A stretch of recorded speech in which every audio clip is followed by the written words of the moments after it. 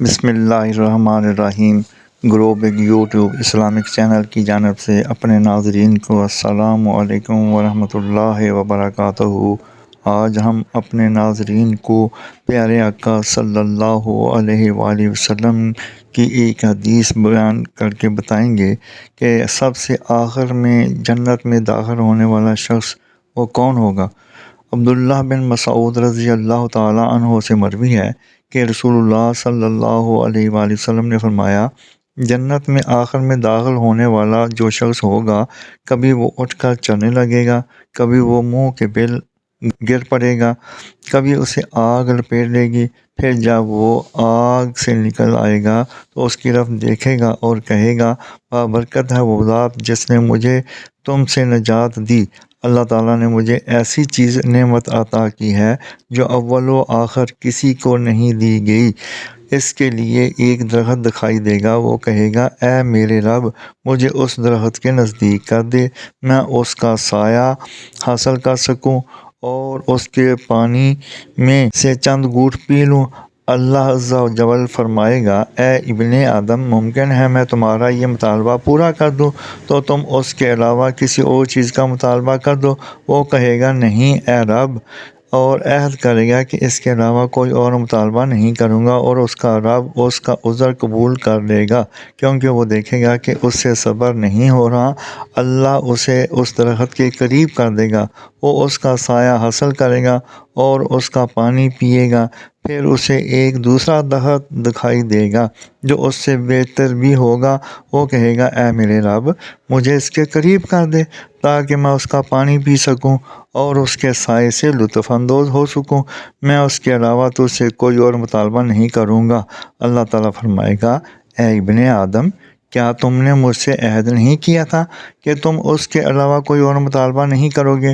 ممکن ہے اگر میں تمہیں اس درخت کے قریب کر دوں تو تم کوئی اور مطالبہ کر دو۔ وہ عہد کرے گا کہ اس کے علاوہ کوئی اور مطالبہ نہیں کرے گا اور اس کا رب اس کا عذر قبول کر لے گا کیونکہ اللہ تعالیٰ دیکھے گا کہ اسے صبر نہیں آ رہا۔ اللہ تعالیٰ اسے اس درخت کے قریب کر دے گا، وہ اس کے سائے سے لطف اندوز ہوگا اور اس کا پانی پیے گا۔ پھر جنت کے دروازے کے پاس ایک اور درخت دکھائی دے گا جو پہلے دونوں درختوں سے زیادہ خوبصورت ہوگا۔ وہ کہے گا، اے میرے رب، مجھے اس درخت کے قریب کر دے تاکہ میں اس کے سائے سے لطف اندوز ہو سکوں اور اس کا پانی پی سکوں، اس کے علاوہ تجھ سے کوئی اور سوال نہیں کروں گا۔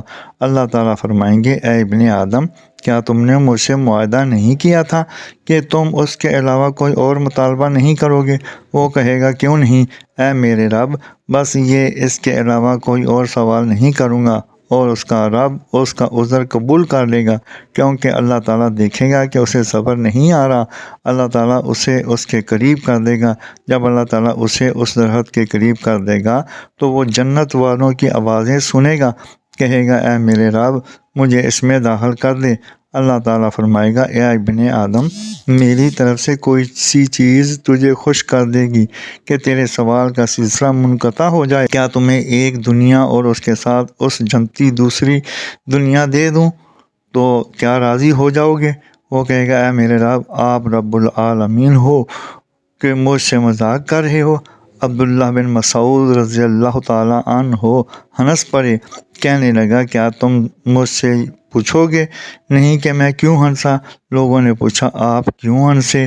عبداللہ بن مسعود رضی اللہ تعالیٰ عنہ نے کہا، رسول اللہ صلی اللہ علیہ وآلہ وسلم بھی اسی طرح ہنسے تھے۔ لوگوں نے کہا، اے اللہ کے رسول صلی اللہ علیہ وآلہ وسلم، آپ کیوں ہنسے؟ آپ صلی اللہ علیہ وآلہ وسلم نے فرمایا، اللہ رب العالمین کے ہنسنے کی وجہ سے جب اس نے کہا کہ آپ رب العالمین ہو کر مذاق کر رہے ہیں، اللہ تعالیٰ فرمائے گا، میں تم سے مذاق نہیں کر رہا، لیکن جو میں چاہتا ہوں اس پر قادر ہوں۔ جزاکم اللہ احسن الجزا۔ اللہ تعالیٰ سمجھنے اور عمل کرنے کی توفیق عطا فرمائے، آمین یا رب العالمین۔ مزید جاننے کے لیے چینل کو سبسکرائب اور لائک کریں، ویڈیو کو آخر تک سنیں تاکہ نئی آنے والی ویڈیو کا نوٹیفیکیشن آپ کو مل سکے۔